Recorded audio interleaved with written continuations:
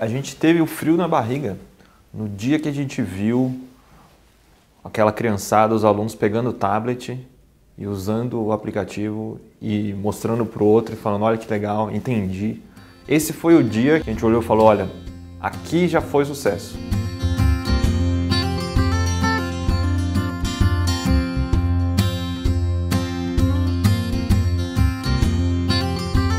Eu e alguns outros sócios já tinham algum contato com o setor educacional, né? Eu sou economista de formação e a gente trabalhava em consultoria de gestão. Trabalhei também em banco de investimento antes, meus outros sócios também tiveram várias experiências na indústria e tal. A gente não era nativo do setor, a gente começou a ter acesso indireto.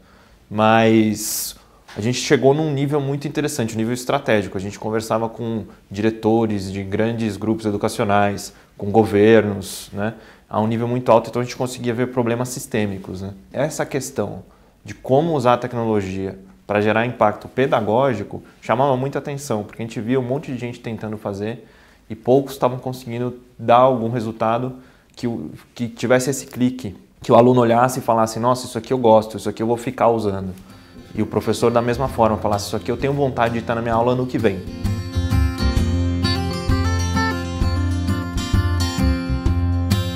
Pensou, olha, se a gente não entende tanto assim, então a gente tem que se cercar de pessoas que entendam.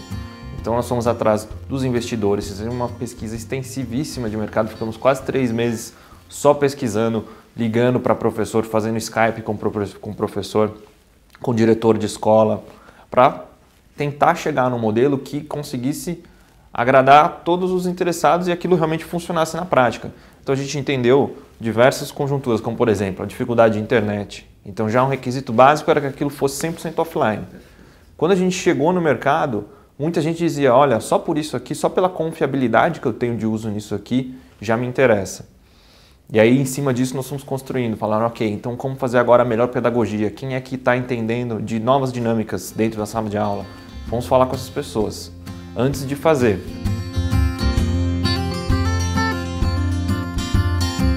Virou e falou, é agora e vamos pular na água gelada e vamos fazer.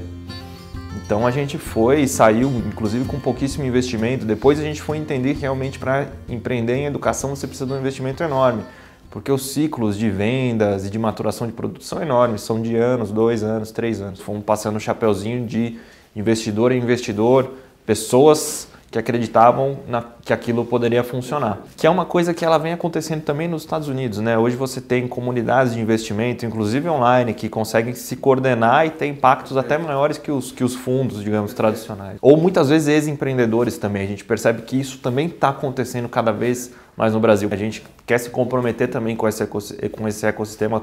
Quando a gente tiver sucesso, a gente já poder também retribuir e fomentar. E realmente mostrar, às vezes, de empreendedor para empreendedor, o que faz sentido, o que não faz.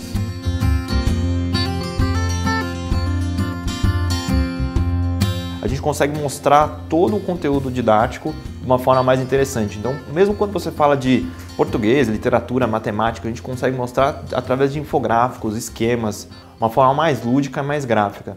Dito isso, a gente não chega a ser um game, porque nós temos uma preocupação, que justamente por isso o nome da empresa é EvoBooks. Nossa ideia é propor uma evolução para o livro, porque a gente não pode esquecer todos os fatores que o livro oferece, muitas vezes um game educacional não oferece, ou algumas plataformas online não oferecem, que é um corpo estruturado de conteúdo, bem ponderado entre as diferentes etapas, planejado mesmo por pessoas que pensaram como colocar aquilo na sala de aula.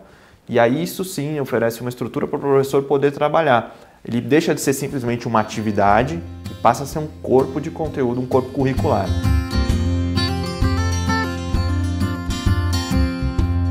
Até existe, está começando a ser criada uma cultura de empreendedorismo, principalmente na área de tecnologia, né? Empreendedorismo tecnológico, mas o que a gente sente muita falta hoje ainda é um ecossistema financeiro mesmo, para cascadear os recursos, diferente de que existe em outros países, que existem fundos que financiam fundos e tudo isso vai chegando na cadeia até o empreendedor. Então, existe um vale muito grande até você conseguir acessar os fundos médios, digamos assim. Então, essa parte da cadeia ainda, inclusive, é uma oportunidade para esse tipo de investimento, né? Porque você percebe algumas vezes muitos empreendedores muito bons e falta ali capital.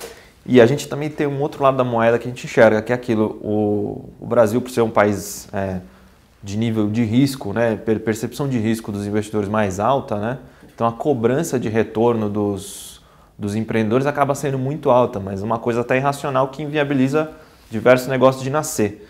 Então você acaba tendo muito mais também aqueles investidores que investem nas empresas de early stage, que a gente fala, são vistos como caras malucos, caras que estão correndo riscos absurdos.